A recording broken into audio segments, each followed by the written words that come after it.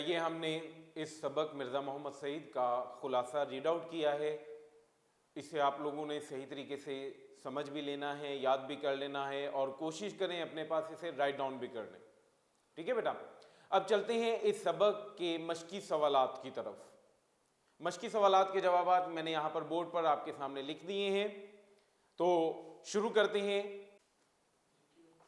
जी। पहला सवाल है बेटा, मिर्ज़ा मोहम्मद सईद किसके लिए लिखते थे? इसका जवाब है मिर्ज़ा मोहम्मद सईद जाती तस्कीन के लिए लिखा करते थे। काम इसलिए करते कि उन्हें काम करना होता था।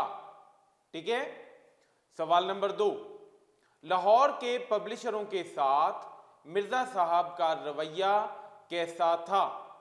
इसका जवाब है क्योंकि लाहौर के पब्लिशर्स ये ख्याल करते थे कि वो पैसे देकर जिससे जी चाहे नावल लिखवा लें, इसलिए मिर्ज़ा मोहम्मद सईद उन्हें सख्त नापसंद करते थे।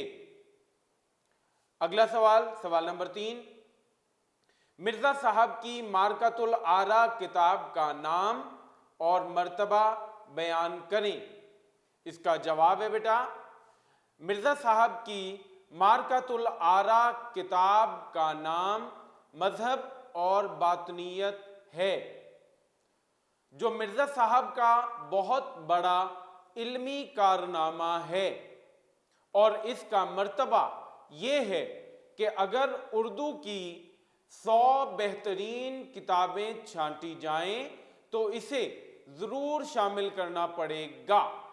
ठीक है। सवाल नंबर 4, मिर्ज़ा साहब की किन 2 कौमी शख्सियात से अजीज़दारी थी?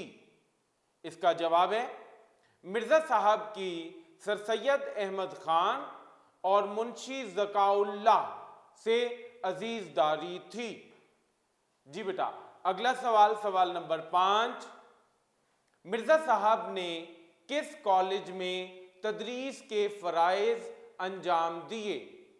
तो इसका जवाब है मिर्ज़ा साहब ने साल 2 साल अलीगढ़ कॉलेज में पढ़ाया, फिर गवर्नमेंट कॉलेज लाहौर में अंग्रेजी के प्रोफेसर हो गए। सवाल नंबर 6, मिर्ज़ा साहब का सबसे बड़ा मशगला क्या था? तो इसका जवाब है बेटा, मुतालिया कुतुब मिर्ज़ा साहब का सबसे बड़ा मशगला था और आप अपनी पेंशन का ज़्यादा हिस्सा किताबें खरीदने में सर्फ कर देते। अगला सवाल, सवाल नंबर 7, मुसन्निफ के प्रोग्राम दानिशकदा में शिरकत की दरख्वास्त पर मिर्ज़ा साहब ने क्या कहा? तो इसका जवाब है बेटा, मुसन्निफ के प्रोग्राम दानिशकदा में शिरकत की दरख्वास्त पर मिर्ज़ा साहब ने फरमाया, आदमी शोहरत के लिए काम करता है या दौलत के लिए, मुझे ना इसकी ज़रूरत है ना उसकी। मुसन्निफ ने बहुत इसरार किया मगर आप टस से मस ना हुए। सवाल नंबर 8 है बेटा, मिर्ज़ा मोहम्मद सईद का हुलिया बयान करें। इस सवाल का जवाब आपकी किताब दरसी किताब सबक मिर्ज़ा मोहम्मद सईद के सफ़ा नंबर 17 पर मौजूद है, जो मैं यहाँ पर आपके सामने रीड आउट कर रहा हूँ। बेटा यहाँ से आप फोकस कीजिएगा और इसे आपने अपने पास मेंशन कर लेना है। जी बेटा, बुक खोल ली है आप लोगों ने अपनी। ये यहाँ पर देखें, जो सेकंड लास्ट आपका पैराग्राफ है, इसमें ये जवाब लिखा हुआ है, मैं पढ़ रहा हूँ, आप लोग मेंशन कर लीजिएगा अपने बुक पर और ये यहाँ से याद करना है आपने। मिर्ज़ा साहब बज़ाहिर अलील नहीं मालूम होते थे। इकहरा डेल, उजला रंग, कुशादा पेशानी, घनी भवों के साए में बड़ी बड़ी रोशन आँखें, रुखसारों की हड्डियाँ उभरी हुई, कुतरवा मूछें, हंसते तो सामने के 2-4 दांत टूटे हुए नजर आते मगर बुरे ना मालूम होते थे। दाढ़ी मुंडी हुई, धान पान से आदमी थे, यहां तक बेटा इसका जवाब है। चलते हैं वापस अपने बोर्ड पर सवाल नंबर 9 के लिए बेटा। जी सवाल नंबर 9 है बेटा आपका, मिर्जा साहब के दोनों नावलों के नाम तहरीर करें।